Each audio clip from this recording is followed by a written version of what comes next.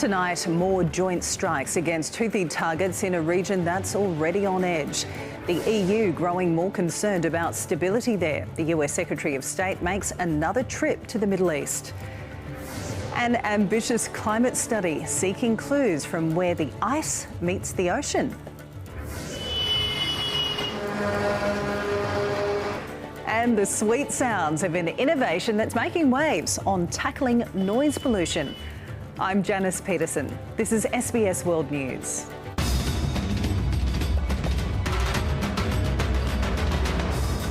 Good evening.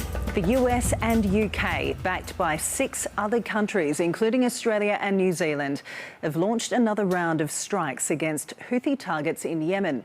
The strikes on weapons storage facilities, as well as missile and rocket launches, follow attacks on other Iran-backed groups in Iraq and Syria yesterday. Here, the Prime Minister has backed the US, saying the strikes were a proportionate response to attacks on American forces and international shipping. It was the second day of US-led strikes in the region. Yemen, the third country in 24 hours after Iraq and Syria yesterday. 36 targets at 13 locations. The US said it hit drones, storage facilities, missile systems and launchers, in some cases destroying cruise missiles ready to be fired at ships passing through the Red Sea. In a statement, the US Defense Secretary Lloyd Austin said the strikes were intended to further disrupt and degrade the capabilities of the Iranian-backed Houthi militia, adding, "We will not hesitate to defend lives and the free flow of commerce in one of the world's most critical waterways." The US stressed it had the support of Australia, Bahrain, Canada, Denmark, the Netherlands and New Zealand. I think that the United States has played a responsible role in the region. You can't have the sort of attacks that we've seen and see no response. The latest attacks on Yemen came a day after the US retaliated for the killing of 3 American soldiers in a drone strike by Iran-backed militants on a base in Jordan. It struck targets in Iraq and Syria, killing a total of 45 people, according to the authorities. Iraq delivered a formal protest to a US envoy in Baghdad, while Iran said the attacks will result only in increased tension and instability. We naturally condemn any move against the resistance front, and we reject and condemn these attacks that will naturally lead to the flames of the resistance. Days of planning had gone into Saturday's attacks, which involved B-1 bombers, making a 44-hour round trip from Texas, a distance of more than 22,000 kilometres, requiring mid-air refuelling along the way. President Biden says he doesn't want to escalate tensions in an already volatile region, but the US says its campaign against Iran-backed groups will continue. Analysts pondering Tehran's next move. The Iranians are not going to give up. They don't want war necessarily, but they certainly are not prepared to just accept an American strike and say, that's it, our efforts are over. Russia, which has military bases in Syria, is also watching closely. It accuses the US of deliberately trying to inflame the situation and has called for a meeting of the UN Security Council. Nick Wells, SBS World News. US Secretary of State Antony Blinken will once again travel to the Middle East in a bid to avert a broader regional war. It's Mr Blinken's 5th trip since October. On the ground in Gaza, a ceasefire remains elusive. New airstrikes have been reported in the southernmost city of Rafah, where the UN says more than half the population is now seeking refuge. This is the road from Khan Yunis to Rafah. Displaced families run for cover, trying to determine the direction of the gunfire. When they arrive in the southernmost city, they aren't spared the fighting. Local officials say at least 17 people were killed in airstrikes overnight. Several children were among them. طلعوا يمن وإلين وسيلة وطلعوا أمهم دوروا على مش لاقيين بس مدفون ما لحقناهوش والله ما لحقنا الحمد لله. Israel's military has warned its ground campaign will move to Rafah next. The more than 1 million Palestinians now crammed into the city, unsure where else to turn. جابوا غزة في الشمال والشمال ودوا على غزة وجابوا من الدير عند خانوس الجيت بقول لهم روحوا على الدير مرمطونا شرتحونا معيعات كفاية بركة معيا اللي صار فيه. The UN has already described this city as a pressure cooker of despair. Europe's top diplomat fearful it's about to burst. They claim that they were safe zones, but in fact what we see is that the bombing affecting the civilian population continues, and is creating a very dire situation. Israel says tens of thousands of its civilians have been displaced too, by almost 4 months of fighting with Hezbollah across the Lebanese border. The IDF today signalling it won't tolerate cross-border fire for much longer. Therefore, the IDF responding in self-defense has engaged in very intense fighting on the northern front with the goal of reshaping security of the area. We will not return to the security situation on October 6th, when Hezbollah threatened Israeli civilians in the north and deceived the world. European foreign ministers meeting in Brussels with a grim assessment of the war's trajectory. This is a powder keg, the whole Middle East, and there are too many people running around with matches. Iran's proxies have played with fire for months and years, and it's now burning them.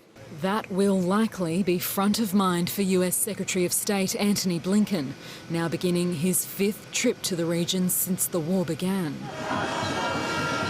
The US State Department says he'll be pushing a new agreement to see more hostages released in exchange for another humanitarian pause. So if we need to stop the war now and call for ceasefire in order to bring those people back home to their families, that's the most important thing for us to do. Hamas's leaders confirmed they are considering a new truce proposal, but significant gaps remain between the two sides' demands. أولويتنا اليوم هي رفع المعاناة عن شعبنا وأهلنا الصامدين في قطاع غزة عبر الوصول إلى وقف شامل وكامل للعدوان. Israel has long maintained it won't end the war until it defeats Hamas in full. Claudia Farhat, SBS World News.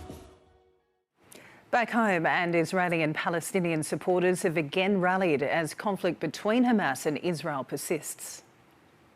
Caulfield Park in Melbourne's Jewish heartland once again turned into a place of sombre reflection. Now 121 days since Hamas seized Israeli hostages during its October the 7th attack.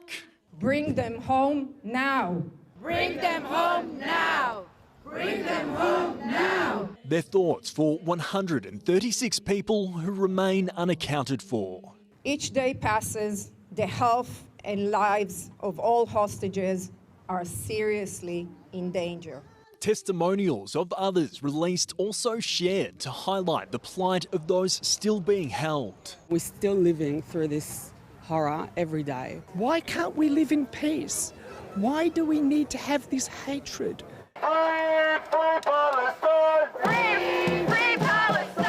Outside Victoria's State Library, Palestinian supporters also returning to rally for civilians in Gaza impacted by the war. The heartbreaking scenes that are going on, I think that regardless of what country it falls upon, it's humanity. The situation in the Middle East is escalating, so that just needs to stop now. Despite Melbourne sweltering through its hottest day of the summer, Palestinian supporters have again turned out to march through the city streets in their thousands. This, their 15th week of protest action in 4 months. It's also the first time they've gathered since the International Court of Justice's ruling on Israel's military conduct, as well as the Australian government's decision to suspend aid to UNRWA, the UN relief agency in Gaza, over concerns about the alleged links of its staff to the October 7th attacks. It is devastating to see Labor act so quickly to cut aid to the people who need it. We want to make sure that the organisation has every single dollar going to the purpose for which it's given. In Sydney, Palestinian supporters also making their voices heard. A resolution to conflict, their overriding plea. Tom Stainer, SBS World News. A warning to our Aboriginal and Torres Strait Islander viewers that the following story has images of someone who has died. Renowned Indigenous leader and Aboriginal rights activist Dr. Lowitja O'Donoghue has died at the age of 91. Dr. O'Donoghue's family says she died peacefully surrounded by loved ones at home in Adelaide this morning. They paid tribute to her as one of the most respected and influential Aboriginal leaders this country has ever known. Dr. O'Donoghue played a pivotal role in native title legislation and was the first Aboriginal person to address the United Nations. In 1984, she was named Australian of the Year. Prime Minister Anthony Albanese said Dr. O'Donoghue was a figure of grace, moral clarity as well. Tributes have also come from leaders Linda Burney and Noel Pearson. Her life is a life of first, but I think Lowitja, more than anyone that I know, held a moral authority that was insurpassable. She was our greatest Indigenous leader, and we owe so much that cannot be repaid. Her sacrifice for the cause of her people and her dedication to our welfare led to so many good things under her leadership. Tributes for Dr. Lowitja O'Donoghue there. Well, drivers could save $1,000 a year on fuel by 2028 under new vehicle efficiency standards. Labor has released a draft policy to bring Australian cars standards in line with the rest of the world. The government's selling the policy as a cost of living measure as debate on stage 3 tax cuts ramps up a gear. After decades in the slow lane, a plan to bring fuel efficiency up to speed. 85% of cars sold around the world are sold under fuel efficiency standards, and it's way beyond time that Australia catches up.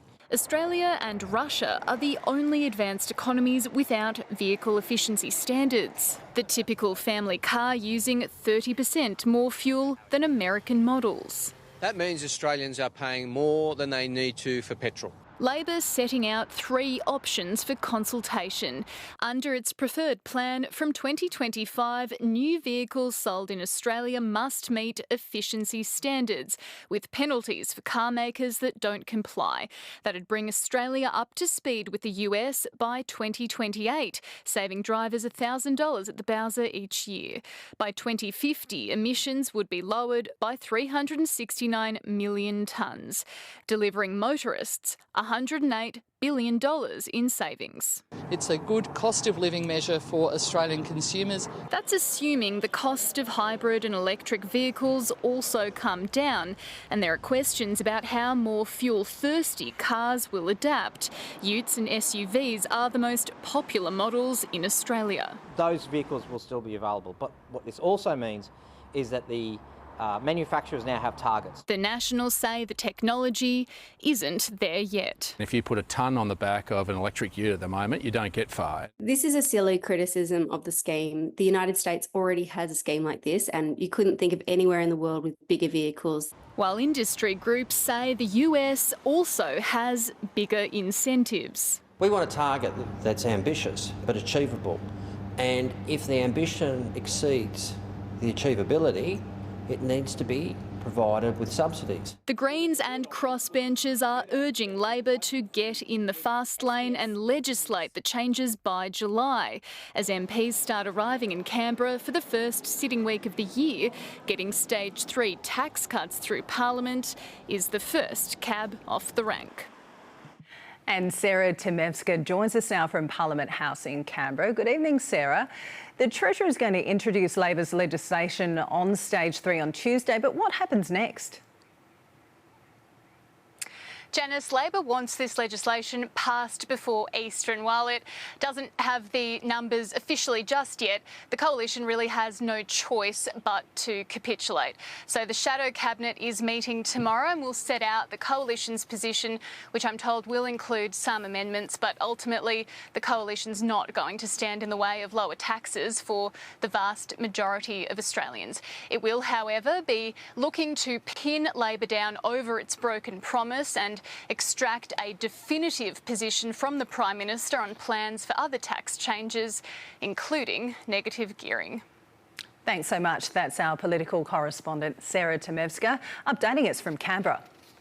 Still to come, Imran Khan hit with another jail sentence. Also, a leader pushing Irish unity becomes Northern Ireland's first nationalist First Minister. Also, a 70-year-old killed at a shopping centre in front of her granddaughter. Suspect still on the run. And later, speaking the language of the global K-pop phenomenon.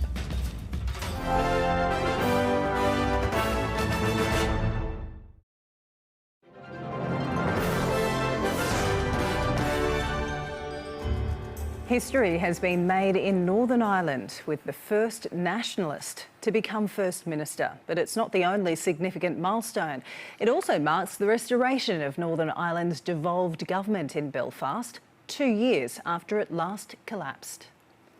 Stormont, the Northern Ireland Assembly back in action after a 2-year hiatus, and for the first time with a leader whose ambition is to leave the UK.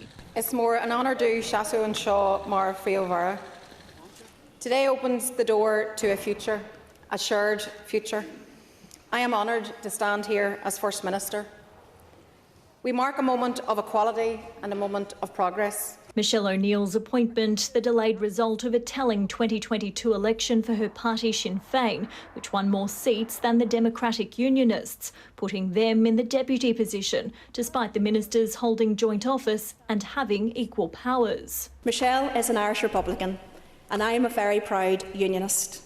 We will never agree on those issues, but what we can agree on is that cancer doesn't discriminate and our hospitals need fixed. The return of power sharing possible thanks to the end of a DUP boycott over post-Brexit trade rules. I think it's about time. The government have a lot of work to do, especially in regaining the trust of the people of Northern Ireland. You know, they have been kind of left on their own, and it's kind of not a cost of living crisis anymore. It's kind of become a bit of a cost of survival. Northern Ireland has a checkered past. It was formed in 1921 and remained part of the UK, dividing the population between majority Protestant Unionists and majority Catholic nationalists. This eventually resulted in a 30-year conflict known as the Troubles, which claimed the lives of more than 3,500 people. Coming to an end 26 years ago with the signing of the Good Friday Agreement. But the scars of the past remain front of mind for many. In some areas, peace walls still separate Catholic from Protestant. Richard O'Rourke is an ex-IRA prisoner. This is what he's asking of those in power. Work together and make life better for the poor people in the back streets. Looking to the future, the new First Minister saying she's confident there'll be a united Ireland. The opportunity to get towards a referendum on Irish unity is absolutely within touching distance. She believes it's possible within a decade, but analysts say it's still a big leap. Yes, from the nationalist Republican perspective, it looks like a much closer step towards that. That said, that doesn't dictate the day-to-day politics of Northern Ireland. So the decisions that need to be taken have to be taken on cross-party basis. Broader questions may be on the horizon, but after a 2-year stalemate, simply governing will be the first challenge. Tanya Dandrinos, SBS World News. Pakistan's former Prime Minister Imran Khan has been hit with a third jail sentence this week. A court has sentenced Khan and his wife to 7 years imprisonment for violating a marriage law. In recent days, he's been jailed for 10 years for leaking state secrets and 14 for graft. National elections are being held on Thursday. Khan has already been barred from contesting. A man's been arrested in connection with a knife attack at a major Paris train station. 3 people were injured. The 32-year-old is originally from Mali but was carrying residency papers from Italy. Authorities say the suspect appeared to have mental health issues and the attack was not terrorism related. An airstrike on a bakery in the Russian-occupied Ukrainian region of Luhansk has killed at least 20 people. Russia's Emergencies Ministry says its workers rescued 10 people. Ukrainian officials haven't commented on the incident. Senegal's President Macky Sall has indefinitely postponed this month's election just hours before campaigning was due to start. Dozens of contenders had been excluded by the Election Council from running. An opposition candidate has called the move a constitutional coup and has already pledged to challenge it in the courts. A new date for the election has not been set. El Salvador's President Nayib Bukele is expected to romp to an election victory tomorrow. The highly controversial 42-year-old is credited with slashing a runaway murder rate. The Central American nation, once terrorised by a warring gang, has become dramatically safer, but it's been at the cost of civil liberties and tens of thousands of suspects incarcerated. Down with Bukele, she shouts, as a small knot of protesters demand to know the plight of their loved ones, rounded up and put in prison, be they alive or dead, unknown. No existe una transparencia de esa información, ni siquiera un dato oficial. Los datos que tenemos de personas fallecidas son por estudios de organizaciones defensoras de derechos humanos o por medio de... Nayib Bukele seeking another term as El Salvador's president. He's called himself the world's coolest dictator. At the United Nations, he defended the Bukele model. En muy poco tiempo, El Salvador pasó de ser la capital mundial de los homicidios, pasó de literalmente ser el país más peligroso del mundo, a ser el país más seguro de América Latina. Reality wrought by wholesale incarceration, 75,000 people jailed. In 2022, Bukele's government imposed a state of emergency, conducting mass arrests with no due process.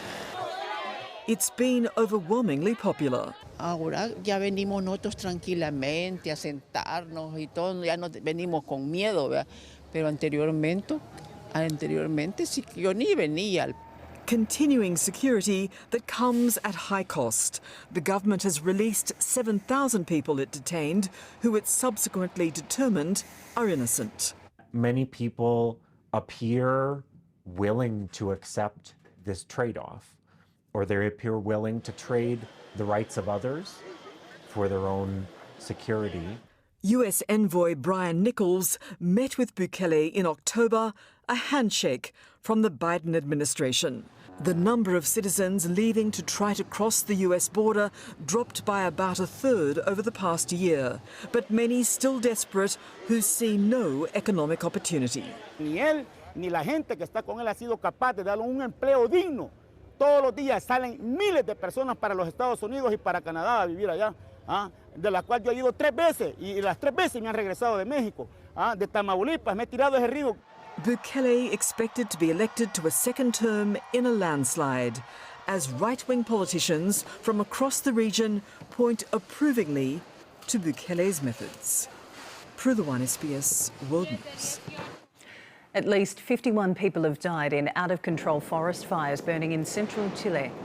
Blazes have consumed properties in the Valparaiso region that's home to nearly 1 million people. The government says more than 43,000 hectares have been affected by fires. Democratic voters in South Carolina have given Joe Biden a resounding endorsement in the state's primary. The US president beat challengers Marianne Williamson and Dean Phillips. It's the first officially sanctioned nominating race for the party. In 2020, Mr Biden's victory in South Carolina propelled his candidacy. His campaign team says that today's result has set the incumbent on the path to winning the White House for a second time. A man suspected of fatally stabbing a grandmother outside a Queensland supermarket remains on the run. It was part of an attempted robbery in Redbank Plains, west of Brisbane. Police describe the incident as an abhorrent and cowardly attack. A suburban shopping centre turns into a crime scene.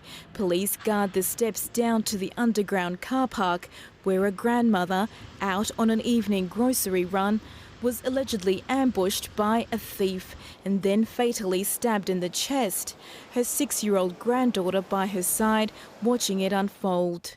It's an abhorrent, cowardly and violent attack. The 6-year-old made a desperate call for help from people nearby, but attempts to revive the grandmother failed and she died at the scene. I tried to do what I could do in that situation.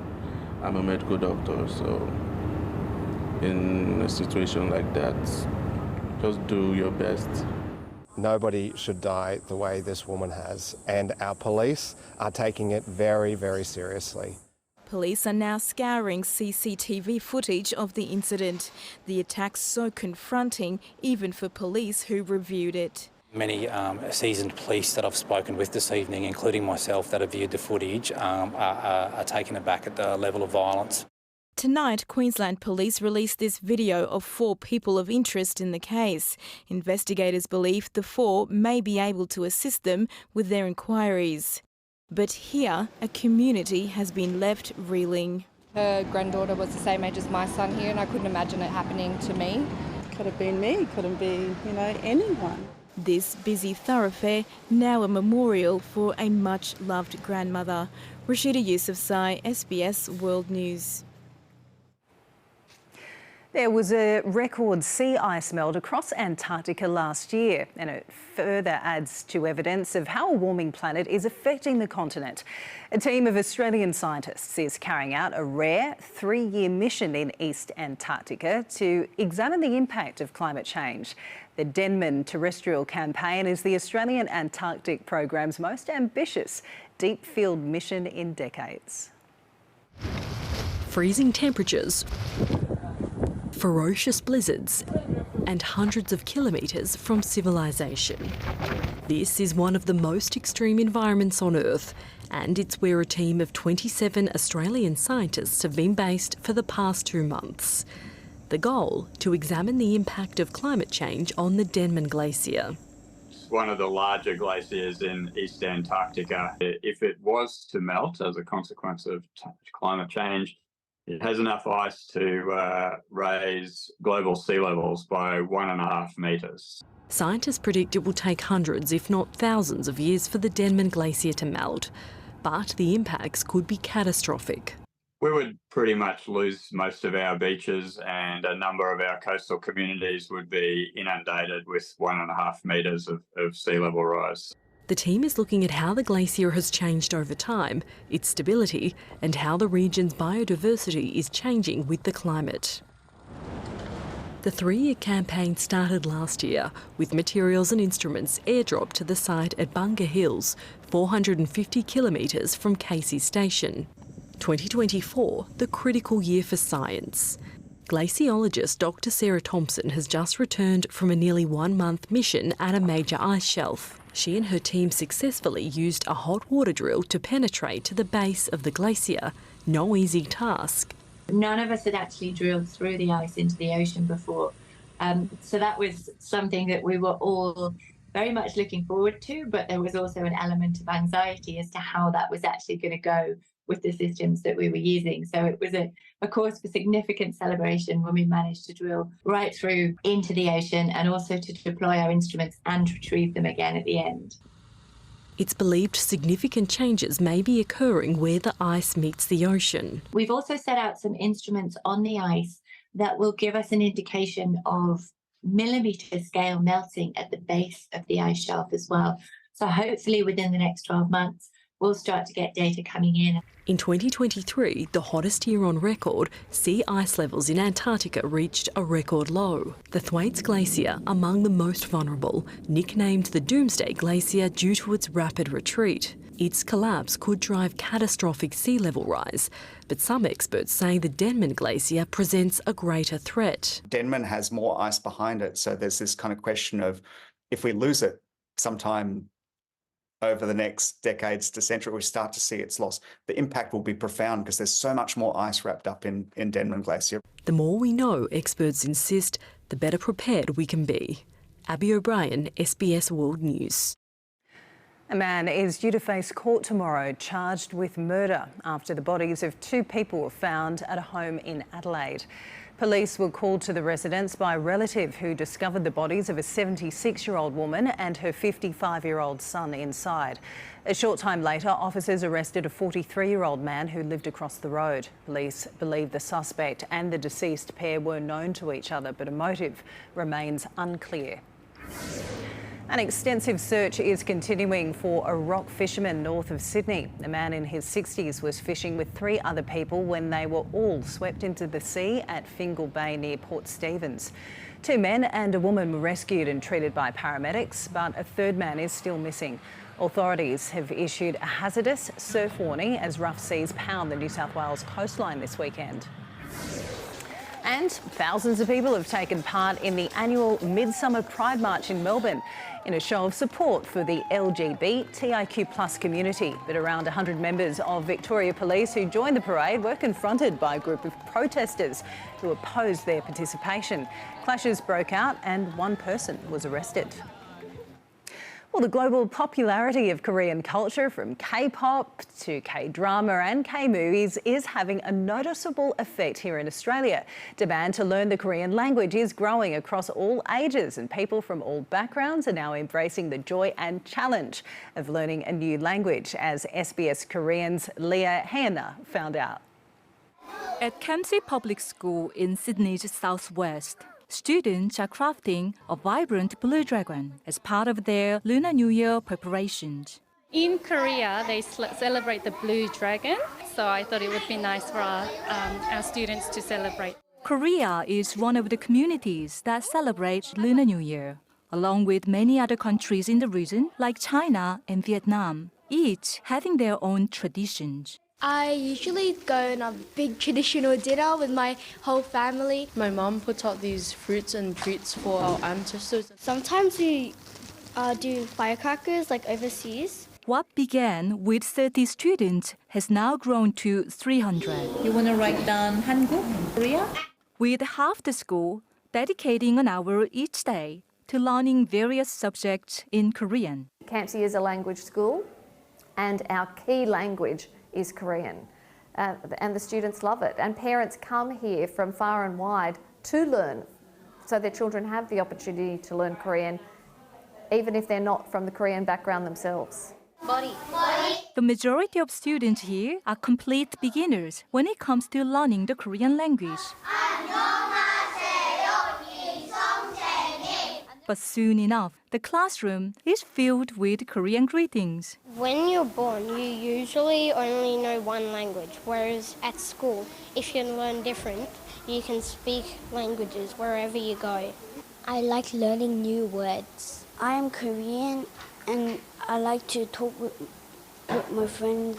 You can speak and learn more languages and have more knowledge. Children in Australia should be exposed to a lot of languages because it helps them to understand different culture and different ways to communicate with each other and build stronger relationships. Language education is critical to expanding our cultural awareness and fosters children's development.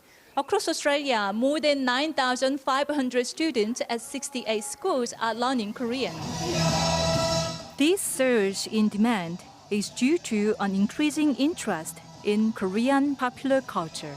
Korean economic development has been amazing during the past decades, and this together with the Korean culture and the positive perception that now Korea has overseas, I think all these factors contributed to the growing interest in Korean language learning. Learning language and culture extends beyond the classroom, fostering understanding and connection. Happy Lunar New Year! Leah Hannah, SBS World News.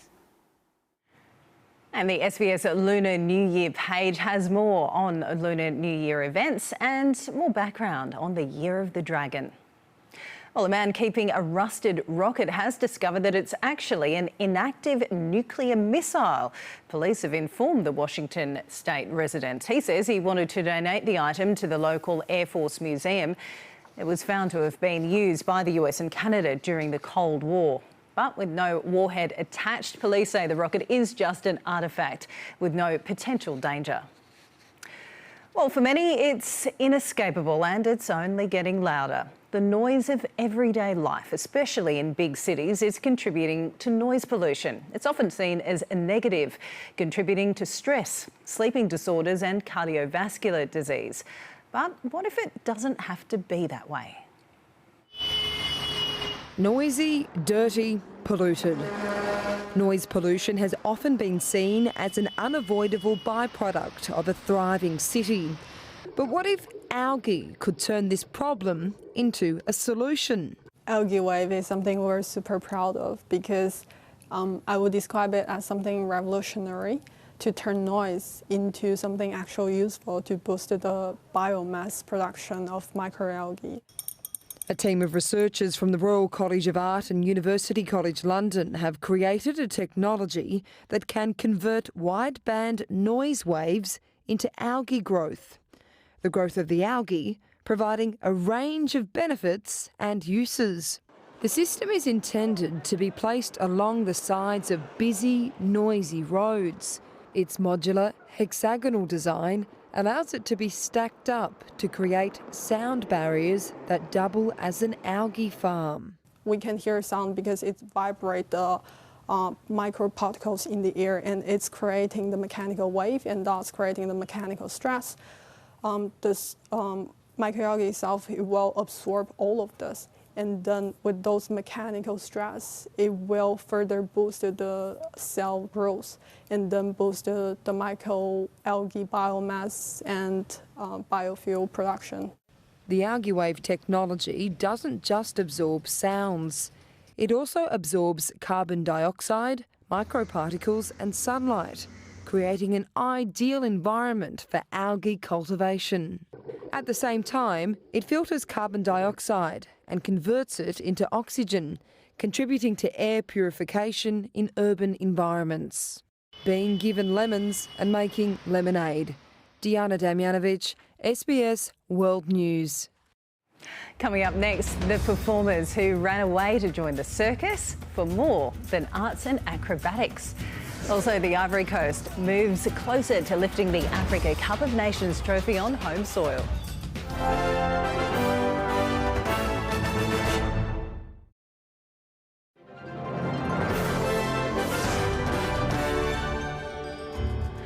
A renowned Cambodian circus that's travelled the world has been delighting audiences here in Australia. The performance pays tribute to what's considered a life essential in Cambodia, rice. But it's the circus itself that's providing a lifeline for many young Cambodians.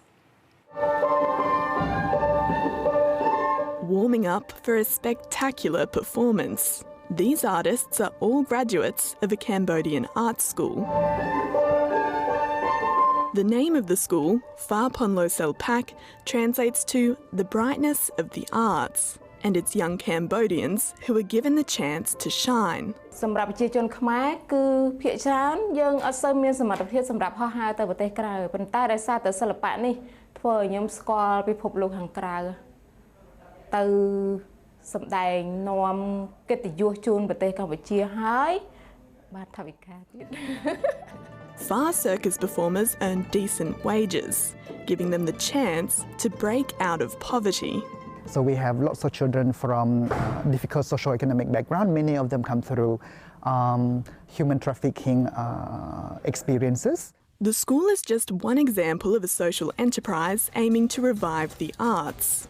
Cambodia has a long-standing tradition of acrobatic performances, but many of the country's artists were killed or expelled during the Khmer Rouge regime in the 1970s. And then it took the country essentially decades to recover from that, and many of the scars of this violence are still visible in society today through trauma, intergenerational impacts, etc. The school was established by 9 young refugees who learned to use art as a way to process trauma. Bun Turn was born in 1988 in Thailand. After returning to Cambodia, he helped his grandmother dig up potatoes before joining the circus school at age 11. ពេលនោះគឺសបោមនុស្សដែលអត់សបោក្មេងដែលអត់ហើយសបោប្រើប្រាស់គ្រឿងញៀនជាងអញ្ចឹងណាអញ្ចឹងបើសិនជាអត់មានសាលាហ្វាពលិសិល្បៈនៅទីនោះទេគឺខ្ញុំមិនដឹងថាយ៉ាងម៉េចទេ In Siem Reap, FA's nightly performances attract theatre enthusiasts and travellers, not only changing lives, but showcasing Cambodian culture to a global audience. Sophie Bennett, SBS World News. Well, time now for Sunday Night Sport with John Borlock. And John, there's been some more late drama at the Asian Cup. Good evening, Janice. There has indeed. Four-time Asian Cup champions Japan are out after losing to Iran. Their quarter-final came down to an injury-time penalty which ended the tournament favourites' campaign. Japan exiting the competition despite taking a first-half lead. And there was a dramatic ending for the host nation too. Qatar downing Uzbekistan, but only after a penalty shootout. Iran won the last of its 3 Asian Cups back in 1976, and Japan looked likely to extend that long wait when it took the lead in the first half. It's the opening goal. Japan went in search of a second early in the second half, but instead Iran's slick passing led to an equaliser. On the pressure, lovely through ball from Azmoun, and what a finish that is! Mohebi. That goal changed the momentum Iran's way, and Mohebi almost got a second. With extra time looming, Japan's hesitation in the box resulted in a penalty for Iran. Jambaksh with a chance to snatch victory right at the death. The second half comeback from Team Melli is complete. Joy unconfined for Team Melli and plenty of time to reflect on the flight home for the 4-time champions Japan. 最大限努力してくれたので、選手にもスタッフにも感謝したいと思います。試合内容は皆さんの質問にお答えしたいと思います。 Qatar lies in wait for Iran in Thursday's semi-final. Goalkeeper Mashal Barsham was the host nation's hero, saving 3 times in a penalty shootout with Uzbekistan. Pedro Miguel scoring the crucial spot kick to send the defending champions into the last 4. The Africa Cup of Nations semi-finals are set, with Ivory Coast still dreaming of glory on home soil. The last 2 quarter-finals both went to extra time. Ivory Coast beat Mali 2-1, while South Africa squeezed past Cape Verde in a penalty shootout. Knockout football at major tournaments is often cagey. Not this game. Ivory Coast was down to 10 men by half-time, and it looked bleak for the hosts when Mali took the lead after the break. But a last-minute equaliser from Simon Adringa kept the game alive. Then, in the dying seconds of extra time, a winning goal from Umar Diakite. Ivory Coast has surely won it! Extraordinary scenes! He was sent off for his celebrations and will miss the semi-final. A third red card shown to Mali's Hamari Traore after the final whistle. Chaos. But Ivory Coast is 2 wins from AFCON glory on home soil. The day's other quarter-final went to a penalty shootout. South Africa's captain Rowan Williams saving 4 spot kicks to help his team beat Cape Verde. Williams sends South Africa into the semi-finals! Alex Thomas, SBS World News. Harry Kane's record-scoring run continued as Bayern Munich kept in touch with Bundesliga leaders Bayer Leverkusen. Kane pounced on a mistake by Borussia Mönchengladbach's keeper to put Bayern ahead. His 24th goal in 20 league matches ties the club's best-ever debut in the Premier League. Aston Villa went on a goal rampage against Sheffield United with 5 different scorers on target at Bramall Lane. Villa was 4 up at half-time before Alex Moreno added a 5th early in the second to round out the win. Villa's victory lifted Unai Emery's side above Tottenham into 4th place. Leaders Liverpool meet Arsenal in a top-of-the-table clash tomorrow morning. It's been an eye-catching opening weekend of Rugby's Six Nations Championship. None of the home teams managed a win, with Scotland victorious in Wales for the first time in 22 years. Cardiff has its castle. They used to have a fortress just around the corner as well that had kept the Scots out for 22 years. This time they were given the keys. The Welsh fire extinguished, the walls truly breached. Pierre Schoeman tunnelled through for their first try. They beat Wales by a record score last year in Edinburgh, and they picked up where they left off. Duhan van der Merwe strolled through. He's quicker than that, a lot quicker. Stretching his legs in the second half, he stretched the lead to 27 points. Wales could have folded, but they fought. The rebuild was remarkable. They've got their own flyer, Rio Dyer. Does Cardiff still believe? 4 unanswered tries, and they were just a point behind, but the clock was against them. The comeback cruelly cut short by the final whistle. So Scotland's long wait for a win here comes to an end after an extraordinary match. England were also winners today, and that wasn't straightforward either. There's rarely a given in professional sport, but this fixture's as close as you can get. 30 games, 30 England wins. But what was this in Rome? 2 Italy tries, and they had a half-time lead. When Tommaso Allan went over, the Stadio Olimpico was ecstatico.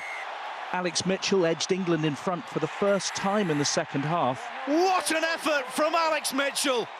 George Ford kicked them 10 points clear. Italy weren't done, though. Monte Ioane with another score. They fell 3 points short in the end, but that's the closest they've come to beating England. The immediate emotion for them in Rome, relief. Australia's women's cricketers have hammered South Africa by 8 wickets in the opening match of their one-day series. Megan Shute celebrated her 200th international game by taking the wicket of WBBL teammate Laura Vulvart. The tourist skipper Kim Garth's 2 wickets earned her Player of the Match award. South Africa all out for 105 in the 32nd over. It took Australia just 19 overs to get the runs. Beth Mooney topped scoring with 52. And the news could get worse for the tourists. They have an injury doubt over star all-rounder Marit Kapp ahead of Game 2. And Janice, that's the day in sport. Thanks so much, John. Well, coming up, the weather details and a colourful build-up to Brazil's carnival brings revellers out onto the streets.